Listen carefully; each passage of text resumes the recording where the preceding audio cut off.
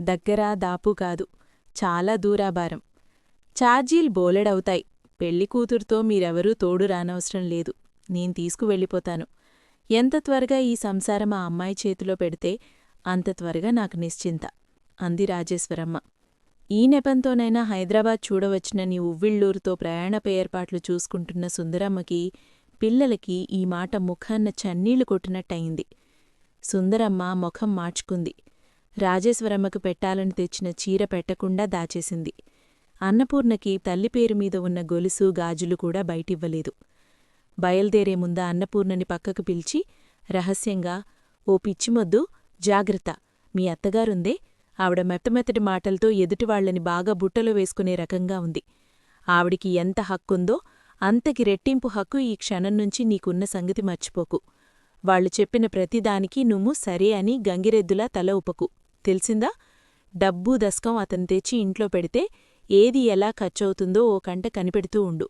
పల్లెటూరి పిల్లవు కదా అని పనీ గినీ చేయించుకుంటారేమో. నాకు చేతకాదు, అలవాట్లేదు అని చెప్పు. చెప్పిందల్లా చేశావంటే నీ నెత్తిన ఎక్కి సవారీ చేస్తారు అంటూ గంటసేపు అన్నపూర్ణ అత్తగారింట్లో ఎలా మసులుకోవాలో, సంసారం గుప్పెట్లో ఎలా పెట్టుకోవాలో నీతులు నేర్పించింది. అన్నపూర్ణ అలవాటు ప్రకారం అన్నింటికీ అలాగే అలాగే అని తలూపింది. ప్రయాణానికి సిద్ధమై వాకిట్లో నిలబడి ఉన్న బండిలో కాలు పెట్టే ముందు అన్నపూర్ణ గదిలో ఉన్న పినతండ్రి దగ్గరికి వచ్చి మరోసారి ఆయన కాళ్లకి నమస్కరించింది. రంగనాథంగారికి పక్షవాతం వచ్చి 6 ఏళ్లకు పైగా అయింది. అన్నపూర్ణకి ఆయన గురువు, స్నేహితుడు, బంధువు, అన్నీ. పూర్ణ, ఏమిటమ్మా? ఆయన వంగి అన్నపూర్ణ తలమీద చేయి వేస్తూ అన్నాడు. అన్నపూర్ణ కళ్ళెత్తి చూసింది. నీళ్లు నిండిన ఆ కళ్లలో 1000 ప్రశ్నలు, 1,00,000 అనుమానాలు, కొండంత భయం, చెప్పలేనంత కంగారు కనిపిస్తున్నాయి. ఆయనకామె మనసు అర్థమైంది. అన్నపూర్ణ వెళ్లబోయే ముందు చివరి క్షణంలో మళ్లీ ఇలా తన దగ్గరికి ఎందుకు వచ్చిందో ఆయనకర్థమైంది. కొత్త చోటు, కొత్త పరిసరాలు, కొత్త మనుషుల మధ్యకి వెళ్తోంది. తన మాటా మంతీలేని మనిషి.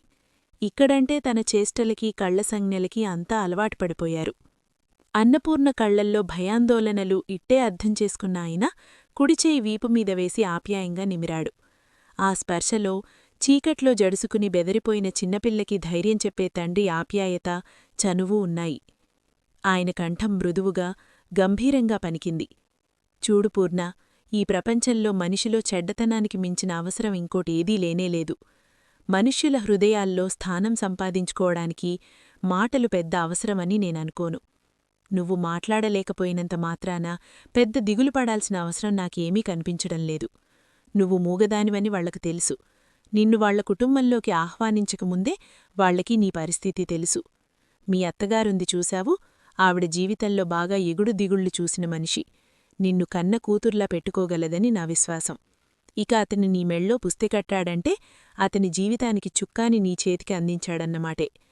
పోతే ఇహ పిల్లలు, దేవుడి దయవల్ల నీకిష్టమే కాబట్టి వాళ్లు మీకెలాంటి ఆటంకము కాదు. నీకు చెప్పబోయేదల్లా ఒక్కటే, సాధ్యమైనంత త్వరలో వాళ్లతో పాలలో నీళ్లాగా కలిసిపో. వాళ్ల ఆంతర్యాలు గుర్తించి తలలో నాలుకలాగా మసులుకో. ఈ ప్రయత్నం ఎక్కువగా నీవైపునుంచే ఉండాలి. సంసారం అనేదుంది చూశావు, అది ఒక తోటలాంటిది. ఈ తోటలను మనం ఎల్లవేళలా మొక్కలనే నాటాలని ప్రయత్నిస్తూ ఉంటాము. కాని ఎప్పుడో ఎలాగో తెలియకుండా పిచ్చి మొక్కలు కొన్ని మొలిచి దృఢంగా పెరుగుతాయి. వాటిని ఆదిలోనే గుర్తించి తీసిపారేయాలి. మూగతనము అవిటితనంగా చూసుకుని ఎప్పుడూ కుంగిపోకు.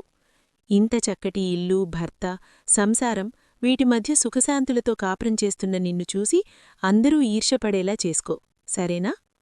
అన్నపూర్ణ కళ్ళు కృతజ్ఞతతో తలతళ్లాడాయి. అలాగే అన్నట్లు తలూపింది.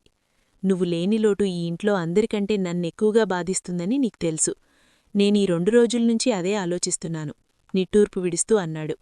ఆ మాట నిజమే. పనిచేసినప్పుడు చేసినా, మిగతా వేళల్లో క్షణం తీరుబడి దొరికినా అన్నపూర్ణ పినతండ్రి దగ్గరికి వచ్చి కూర్చునేది. ఆయన దగ్గర్నుంచి అనేక విషయాలు తెలుసుకుంటూ ఉండేది. ఇంకేమిటి ఆలస్యం, ఏం చేస్తున్నావే పూర్ణా అని పినతల్లి కేకవేయటంతో అన్నపూర్ణ వెళ్లటానికి సిద్ధమైంది. ఆయన అన్నపూర్ణ చేయి పట్టుకుంటూ అన్నాడు. పూర్ణా, నీకు నేను వ్రాయటం, చదవటం నేర్పడానికి ఎంత శ్రమపడ్డానో తెలుసుకదా. నువ్వు నానుంచి దూరంగా వెళ్ళిపోతున్నావు.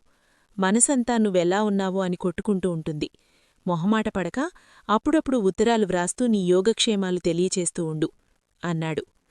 అన్నపూర్ణ కళ్లల్లో మళ్లీ నీళ్లు పునికాయి. అలాగే అన్నట్లు తలూపింది. ఆపై పినతండ్రి గదిని వదిలేస్తూ బయటకు వచ్చే ముందు ఒకసారి మళ్లీ వెనక్కి తిరిగి చూసింది. ఇంతవరకు తనకు ధైర్యం చెప్పిన ఆయన కళ్లల్లో నీళ్లు నిండి ఉన్నాయి. నీళ్లు నిండిన కళ్లతో వాత్సల్యాభిమానాలతో చూస్తున్నాడాయన. ఆత్మీయత, ఆదరం నిండిన ఆ చూపుని అన్నపూర్ణ మనోమందిరంలో జాగ్రత్తగా భద్రపర్చుకుంది.